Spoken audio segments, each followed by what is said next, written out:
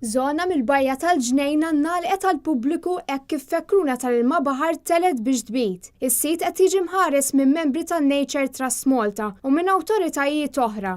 Il-bajt ġew innutati l-ewwel darba tnejn filgħodu minn raġel li ċempel lin-Nature Trust u nnota fekruna fuq il-bajja u ċempel għall-ħabta tal-10 ta' filgħodu.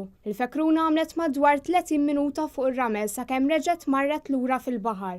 Nature Trust marru minnu fih fuq il-bajja wara li ħafru f'erba' postijiet differenti sabu fejn il-fekruna kienet biedet il-bajt u dwar dan kollu tkellimna ma' Michelle Piccinino, id-direttur tal-Awtorità tal-Ambjent. Aħna bħala awtorità wkoll se nkunu qegħdin noħorġu mezz legali biex nipproteġu l-erja u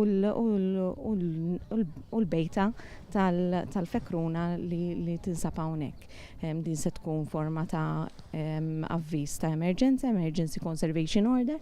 Aħna nsejħulu se jkun ippubblikat ma' kulħadd biex kulħadd ikun jaf x'miżuri u x'affarijiet jistgħu u ma jistgħux isiru issa once li hawn il-bejta, ġifieri rridu nieħdu l-prekawzjonijiet kollha neċessarji. Fl-istess bajja kienet bejtet fekruna oħra lura fl-2012. Fekruna tal-ilma baħar oħra kienet biedet fajntu fiħa lura fl-2016 fejn kienu biedu 66 fekruna wara 56 ġurnata fl-inkubazzjoni. Angelique Lofaro waħdhom il-volontira għaltinna dwar il-ħidma tagħhom għal dawn ix-xarejn li ġejjin. Il-ħidma tagħna tkun l-iktar li nipproteġu l-bajt, so li ma nħallux nies u annimali jidħlu fl-enclosure.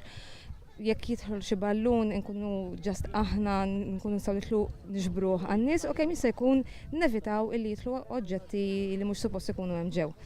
Fit-tieni fażi tal-proċess meta jkunu waslu mbagħad biex anke jfaqsu l-bajt, aħna nkunu anke responsabbli biex meta jfaqsu niggwidaw lil-babies għal ġol baħar. Dik tkun proċess imbagħad naqra iktar delikat f'dak l-istadju. U hopefully ikollna suċċess bħal sentejn ilu. Bħalma ġara fid-drabi ta' qabel Nature Trust Malta se tkun qiegħda fuq il-bajja kuljum biex tara li l-bajt ma jiġux affettwati.